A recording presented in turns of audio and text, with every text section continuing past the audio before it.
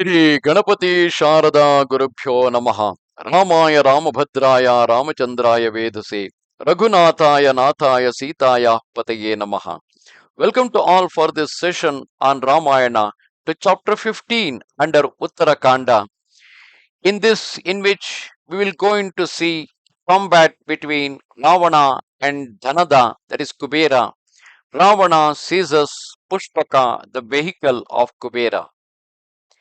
Seeing the foremost of the Yakshas fleeing in their thousands, the Lord of the Well said to the powerful Manibhadra, O Prince of the Yakshas, slay that wicked Ravana of evil ways and deliver the valiant and heroic Yakshas.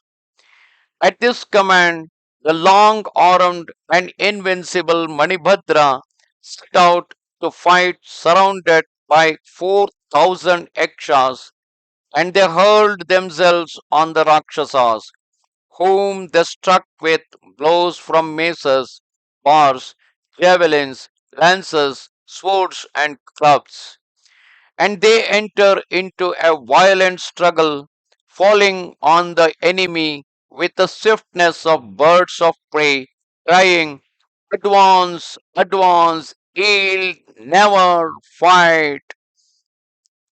Beholding that formidable combat, the Devas, Gandharvas, Rishis, and chanters of the Veda were extremely astonished. 1,000 of the Yakshas fell under Prahasta's blows in the conflict, and that irreproachable hero Mahodara slew a further 1,000, while in his fury, O Prince, Maricha, bursting to fight, slew 2,000 of the enemy in the twinkling of an eye. On their side, the Yakshas fought valiantly, but the Rakshasas called upon their powers of magic and thus gained ascendancy in the combat.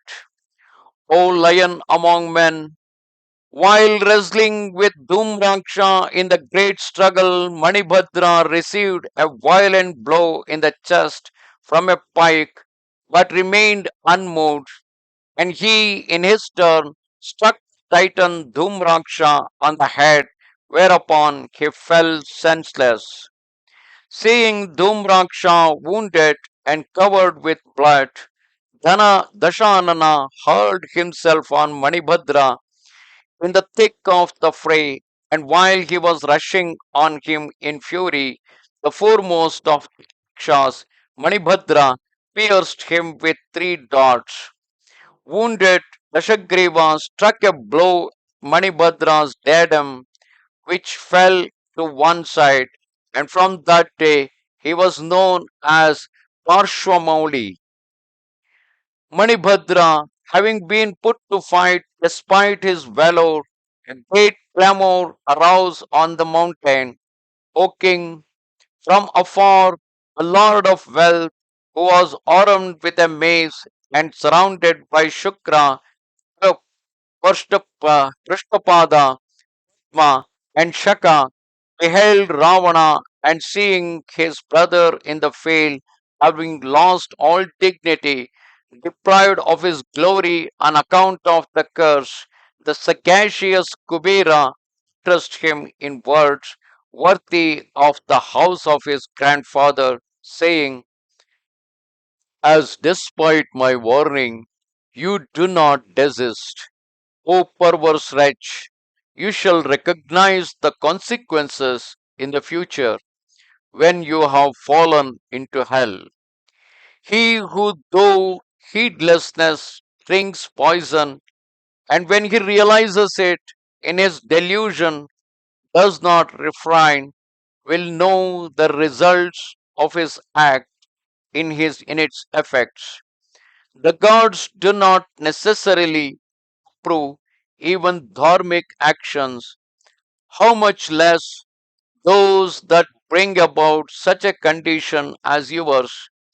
It is because of this that you are reduced to this state, and you do not appear to be aware of it. He who does not honor his mother Further, a Brahmin or a preceptor will reap the fruit of his fault when he falls under the sway of the Lord of Death. The fool who does not mortify his body will suffer hereafter when after death he enters the region that his deeds have merited.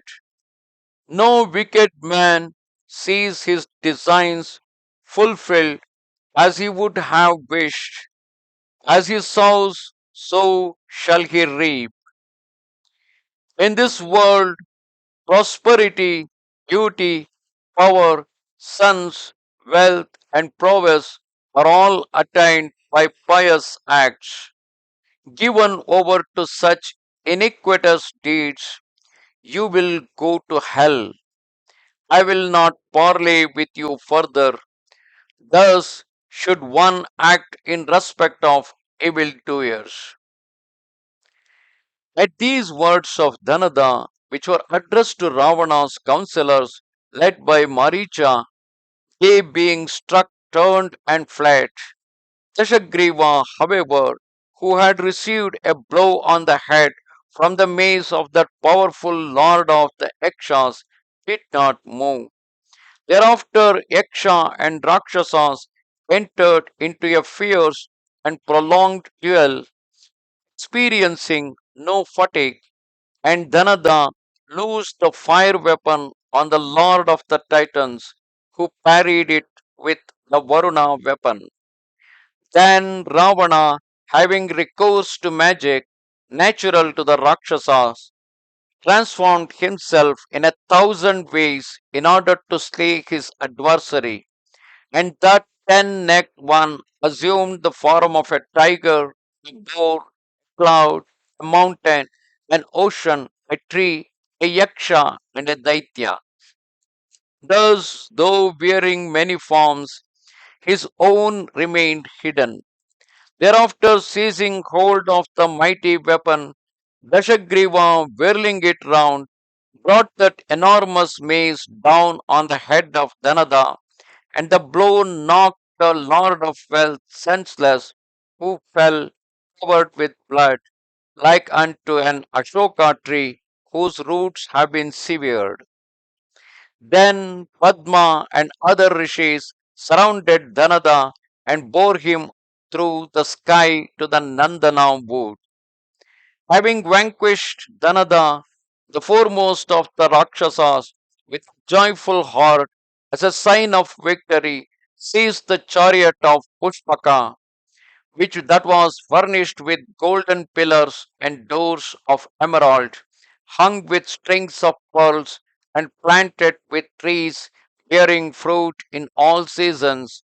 Swift as thought, it ranged everywhere at will in its aerial flight, possessed of golden stairways encrusted with gems and with floors of refined gold, that indestructible vehicle of the gods, a perpetual joy to the eyes and heart.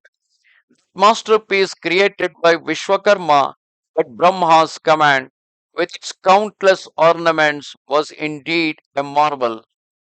All that could be desired was to be found therein, and it was of a magnificence nothing could surpass. Neither too hot nor too cold, it was pleasantly temperate all seasons. Ascending that chariot which he had acquired by his prowess, coursing wheresoever he would, the king Ravana, in his pride and wickedness, deemed himself to have overcome the three worlds.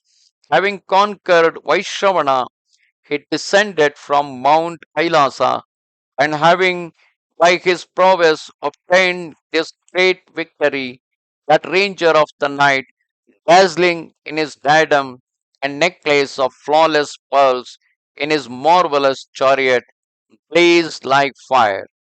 Thus come to the end chapter 15 of Uttara Kanda in Ramayana. Namaste Sharada Devi, Kashmira Puravasini, Twamaham Prarthaye Nityam, Vidya Danancha Dehime. Goodbye.